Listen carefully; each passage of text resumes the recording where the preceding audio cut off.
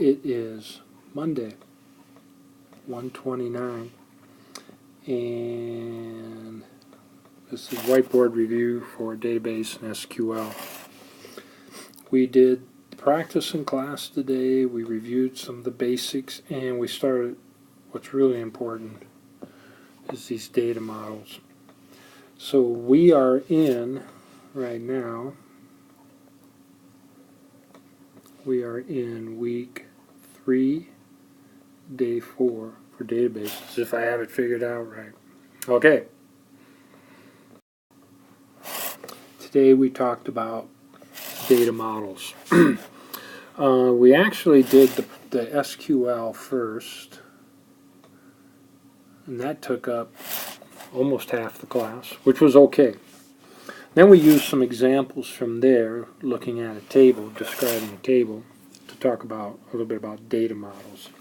So the first thing here is this whole idea of conceptual, a concept of what we need. So when talking to students, they were quick to say, which was good, they say, well, we need to know what the user needs. So it's kind of like external looking in, and what we're going to do is we're going to find what we want out of the database, and then that'll determine what we're going to put into the database, not only in data, but what kind of queries going to put in and how that's going to look. So it's like this wall here. So the user sees it from that point of view. The conceptual view in here is going to be where a lot of our work's going to be done. We're going to be talking about the logical view of the information in there. And then we'll get, as that'll look at, I'm just going to give some examples, draw some tables, or more specifically, we're going to talk about entities. You're going to have to decide what are the entities, what are the key things that we need to be aware of. And that'll make more sense as we move along. And then it moves into the physical model. This is all the details of every single field, table, the data types, and we'll talk more about some of those things like constraints, the relationships, data type. Okay? So we define those up here. Eventually we get down to where we do it here, and then our database management system will manage the actual data out here on the hard drive. And we don't have to worry about that. We just have to know which one we're using. In our case, MySQL, at least here for the majority of the course, and we might look at some other ones as we move along. So, a couple other items here that I want to talk about. Entities. You think about an entity and then the attributes for that entity, like, you know, I've got some attributes shown here. They all will define that particular entity. Once we have that, then we can apply a data type to those attributes. And then we build relationships between entities. Okay, so I might draw an entity here, an entity here, and there might be some type of relationship between those. That'll make more sense as we move along. And then for our data types, we can have constraints. It has to be in this range. You know, that a lot of times you hear us talk about the domain of a data type. What can you put into that particular attribute or field? And you can only pick from this particular domain. And we'll talk more about that later on. But it'll be pretty interesting how we tie these all together. Okay? Let's move on to the next page. Okay, so we're going to jump our train of thought here a little bit. Here at the college, we now have a firewall,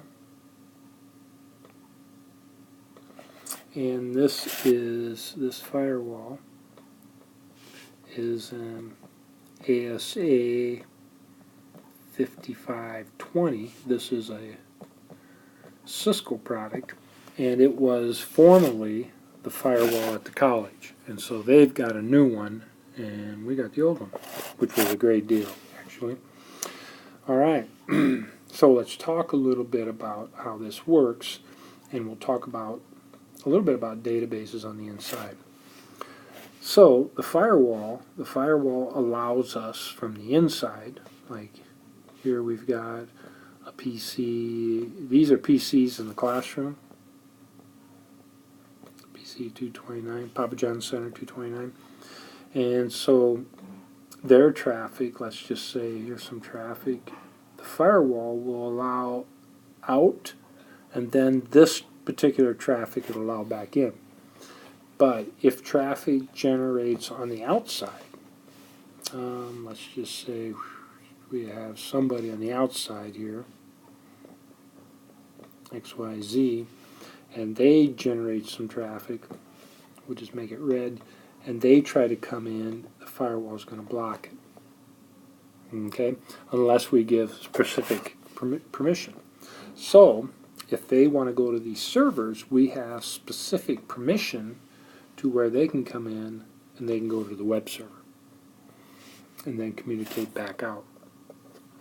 Now, if we're concerned about security of our database, we're not going to have the database over here, we're going to have that internally. Okay?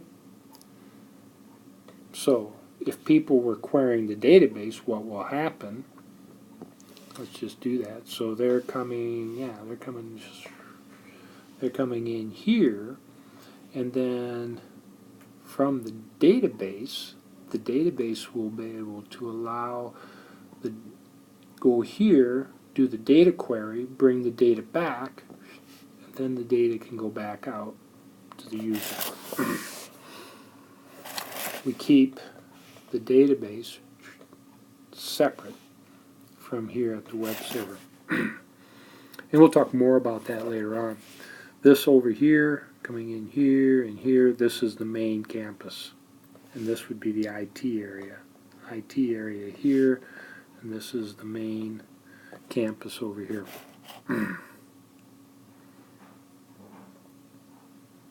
All right.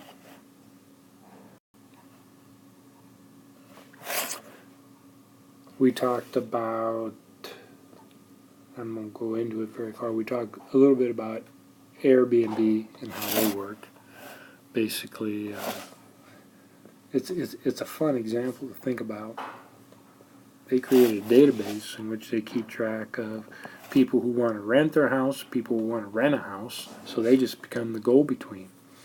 People come in and say, I want to rent a house, they find a list of houses to rent, they rent it, and they exchange this information. Then, of course, the financials are exchanged, and they get a certain percent. And they're pretty big. We talked about that in class. We talked about change. Not very long. We spent just a little bit of time on it. Google, we talked about that, and we said, what about GPAs, the value of those? The students talked a little bit about that. Is this only we worry about these type of things at Google or high-tech places?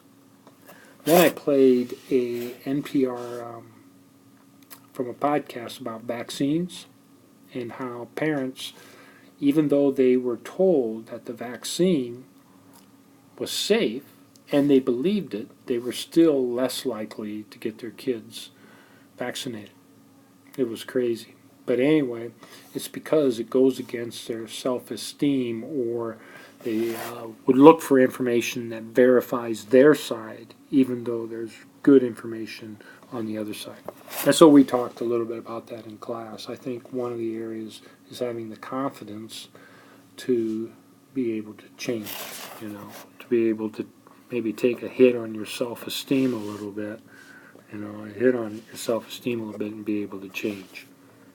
So if we look at the big picture here, I'll draw a little bit on here. So we talk about somebody being able to come from a particular website here, and let's just do this, and they come from here and they're able to go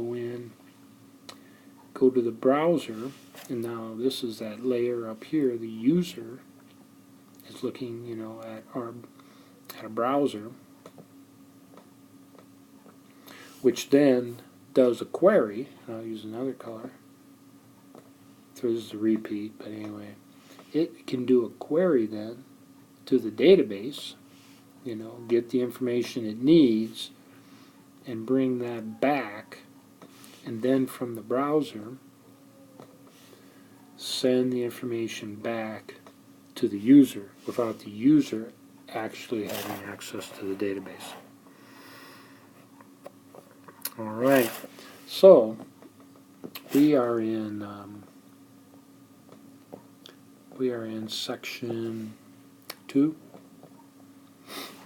and there's an assignment you can get started on in there, and then there's some short videos about databases. I think there's like 3, and you can start working through those materials, and we'll talk about those more on Wednesday.